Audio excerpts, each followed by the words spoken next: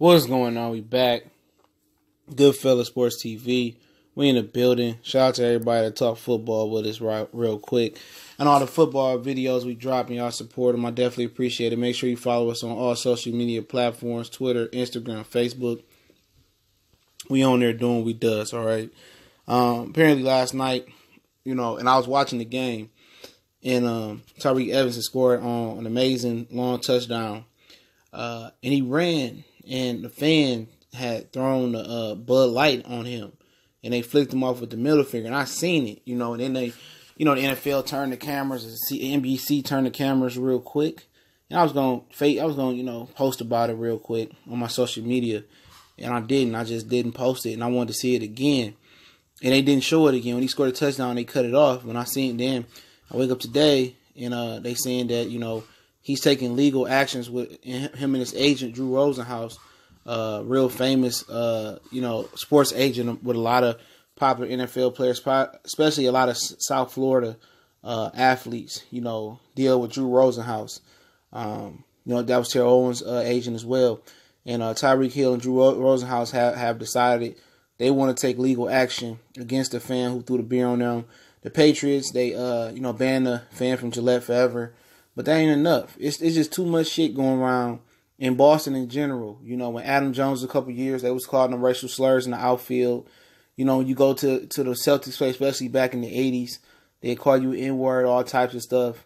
And I can imagine what they saying in the Patriots game. It's just enough is enough. And I'm not singling out Boston. It's just what it is. It's a long history of a lot of racial tension up there with their fans. And for them to throw beer on him purposely, yeah, I'm taking legal action, because if that was Tyreek Hill and he had, let's say he had threw a snowball at him or whatever, or threw the football at him and hit him in their nose, they'd be trying to sue him. These fans got way too much power, and the players on the field don't have enough protection, even in the arena. In football, they don't have enough. In basketball, they don't have enough protection. Okay? And I'm with him. Take course of action, because if you did something to the fan and threw the football and bust them in their nose or flick some snow in their face, they would have tried to play the victim role, and they would have tried to sue you. So yeah, don't go soft on them and just say get them a slap on the wrist. You can't come back to the Patriots game, whatever. You go ahead and you press charges, man. Press charges. That's assault. You know what I'm saying? That's assault. If anything, misconduct, whatever they want to charge him with, press charges, man.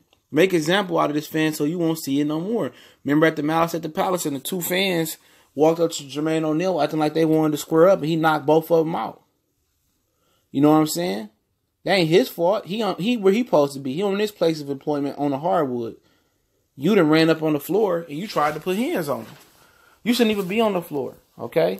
They need to do something, larger rails or whatever, because that's a serious consequence. That's a serious repercussions. What if that fan, had something? You don't want, you've been drinking out that beer, and I don't know what you got in your saliva or who you been around. You gonna be disgusting enough to throw a beer on me?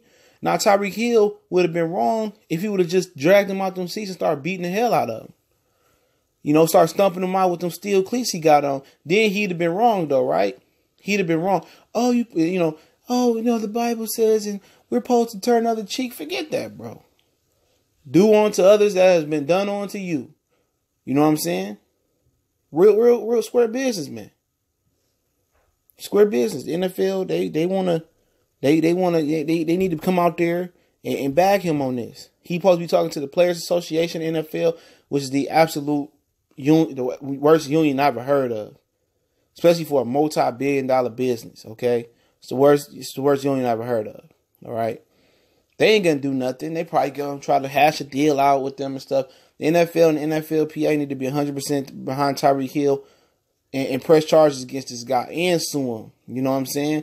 I'm suing him. I'm pressing charge. I don't care if I'm a multi-millionaire or 100,000 there or a dollar there. I'm suing him. You know what I'm saying? Make an example so none of these fans to do nothing. I need all mine. If you got to mortgage that crib or sell your car, he got money. He's sending them high, expensive seats. Fans think they can get away with it, but if he would have hauled off in his shit, he'd have been wrong. They would have talked about suing him because you threw a beer on him. You know what I'm saying? The NFL need to come out and show that they care about their players real quick. And as quick as they come up with these retarded quarterback rules and these 5-yard chuck rules and these targeting rules, as quick as they come out with them, they need to come out with a solution for the fans. Okay? Each team must have a bar this high or a security guard right there or whatever the procedure may do to protect the players. You know what I'm saying? Same thing last year, Russell Westbrook, when the fan ran up to him after the Jazz series, and Russell Westbrook had to cuss him out. Why should the fans be so accessible to the players though? You know what I'm saying? Hockey really don't have an issue with the boards and the glass and all of that.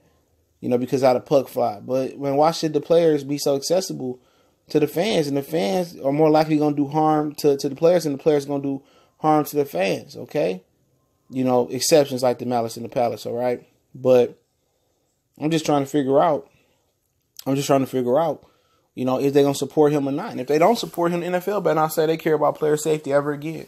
Because they don't. Because everything about concussions and about all that type of stuff, man, it ain't about player safety. You know what I'm saying? That's not about player safety. It's about them getting sued for brain injury, CTE, and concussions, and not making the players aware of that, and them already being aware years and years ago of CTE and concussions and not jumping ahead of that and taking precautions to solve it.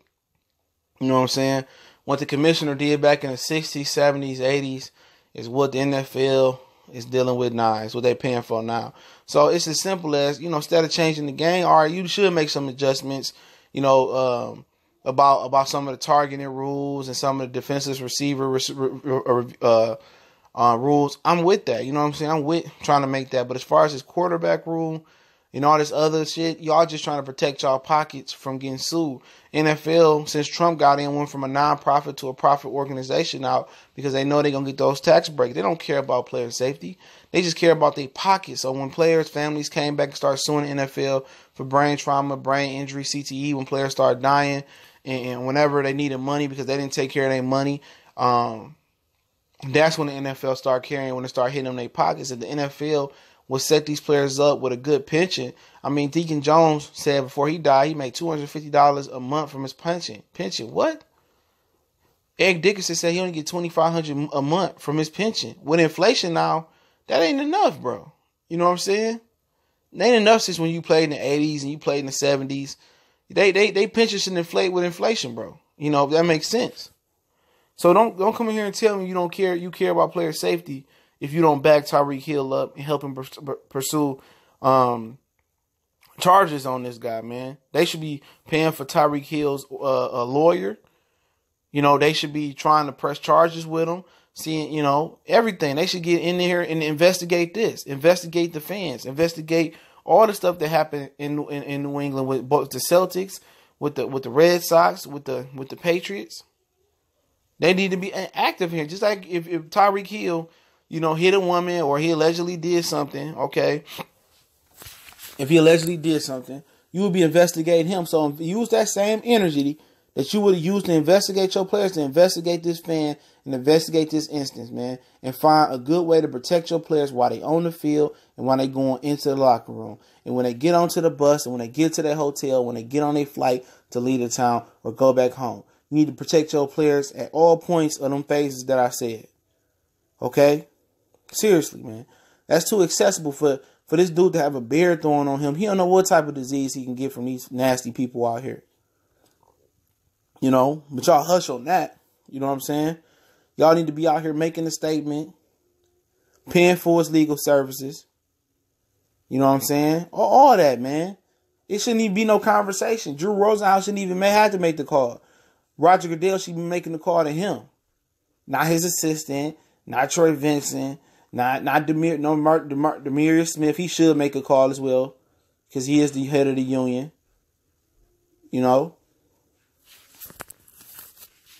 All of them should be making a call, man. All of them should be making a call. Roger Goodell should exactly call him and say, "Look here, man. You sure you want? I know you want to do this. We're gonna help you out with this. We're gonna take some of this fine money we got. We're gonna pay for your legal services. We're gonna sit down with the players, some of the players and the leaders of the NFL on each team or some of these teams to figure out the best way we can protect the players while they on the field, going to the locker room, going to the team bus, going to home or the team hotel, and getting on the flight. because stuff like this is just a blip or a glimpse into the future of what can be bigger than this. You know, continue to protect your players. If you care about their safety so much, then Roger Goodell and the NFL will show us how much they care in this instance right now. And I'm telling you, they don't care about Tyreek Hill's safety. They don't care about brain injuries. They don't care about the NFL players' health, because if they cared about them, they'd give them a good pension. All this money, that these fine monies, they talking about we give them from charity. Forget that. Give them to your players. Put money into their pensions. All the retired players, put all that millions and thousands and hundreds of thousands you quote unquote giving to charity every year out of fine money and all that. Put it back into your players' pension.